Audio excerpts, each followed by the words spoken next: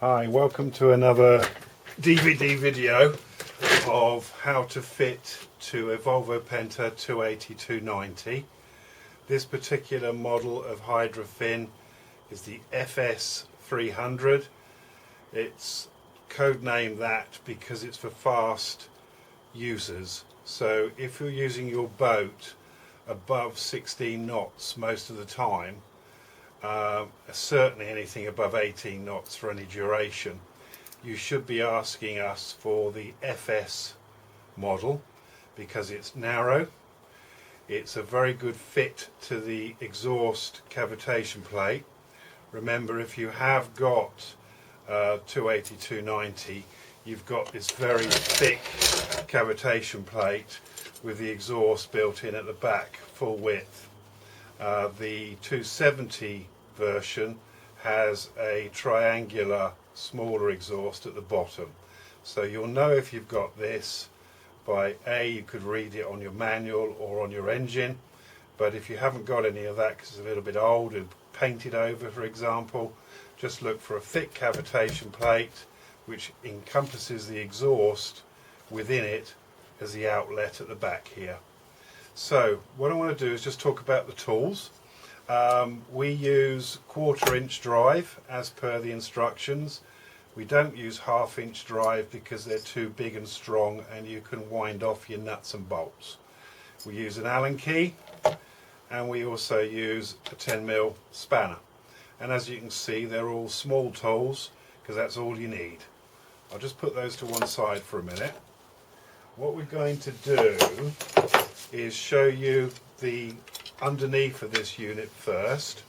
I've assembled it so I can show you the underneath shims, plates and the top plates. So the fixings for the top plates are 1, 2, 3, 4, and what it is a 16mm dome head Allen screw nut bolt situation. So you put the screw through and tighten up the nylock. The nylock is a standard nylock as opposed to a flanged nylock. So you've got 4 of those holding the plates in place. So when you fit them through the holes that are there for you, line up the main holes on the body with the plate underneath, do them up, and that's that particular part fitted. Then you would need to fit the shims and the plates to the assembly.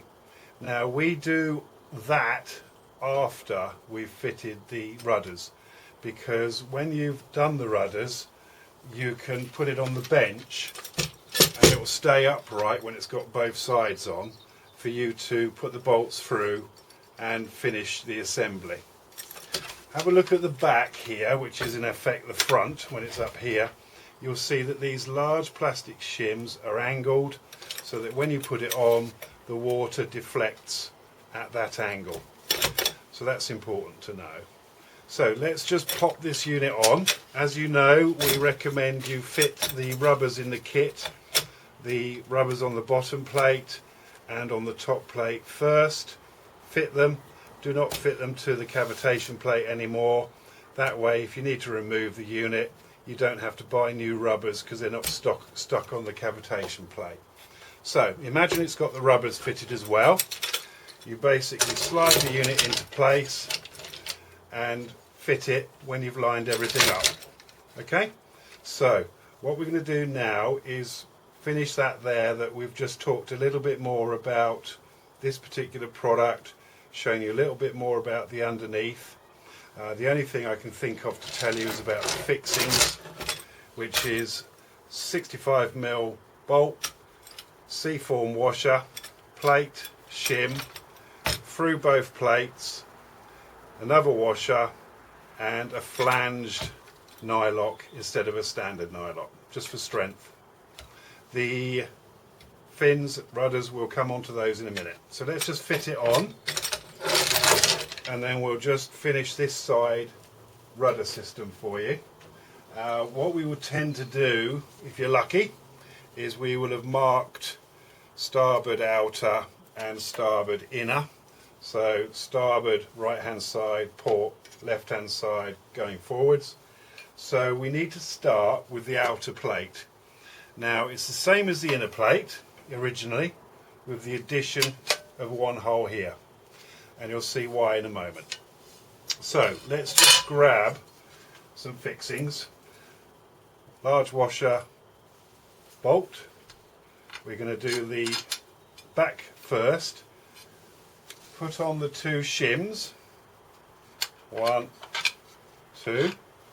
Put on the next rudder. Now lots of holes. Go for the middle one. Count 5 down, 5 up, middle hole. So it's that one. And when you've fitted it on, just double check. 1, 2, 3, 4, 5. 1, 2, 3, 4, 5. So we're nearly there. Now put it against the side of the main body. Grab yourself the other large washer and a nylock. Now I'm using standard nuts. That's just for demo purposes. In your kit you'll have the small nylocks to fit here. So that's one side done. It can drop, just let it go down. Basically I have fitted this so it's central using the middle hole, and I've got another hole at the front to deal with now.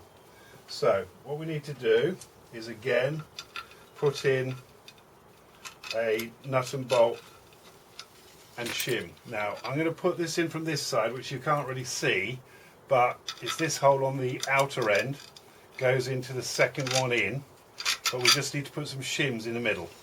So bear with me whilst I try and do that. I'm just going to fit the shims down here, push the bolt through the first one, at least to grab that one, and then the second one, and then I'm going to go through that second inner hole that I mentioned. So look, I've done the shims in here now, and I'm just pushing it through finally, and I'm ready now to fit the washer and, in your kit, the nylock. So let us find the hole for that, which will be the second hole in, because these are the twin rudders, not the single rudders. Now just bear with me whilst I line that one up. There you go, it's in now. So you'll have all these issues when you come to fit it, so it's as well that you see me doing it. So pretend it's got nylocks fitted. So all you need is your spanner and your ratchet set to tighten. So we'll just set that. That's ready to tighten, and we'll just see if we get that on the right way. Yeah, we did. And then you just tighten the sides up loose to start with, because next is the important bit. Remember, you are fitting these rudders prior to fitting the fixings underneath and these nuts and bolts.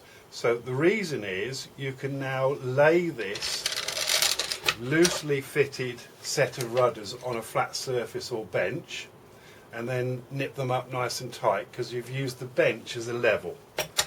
So that's the first thing to do. When you've got those on and level, and you have not fitted the underneath shims yet, that's where you can put it on the bench to help you fit these parts without it falling over. Look, it's nice and sturdy, and it will just make assembling a lot easy. Now, when you have done all that, you are basically ready to take it down to the boat. Let's have a look on this side.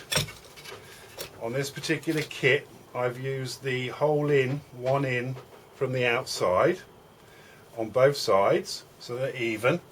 And when I fit it to this model of your 280-290, I can look down the back sides here, and I can see when that's tightened up, it's literally grabbing your existing cavitation plate once these are tightened up.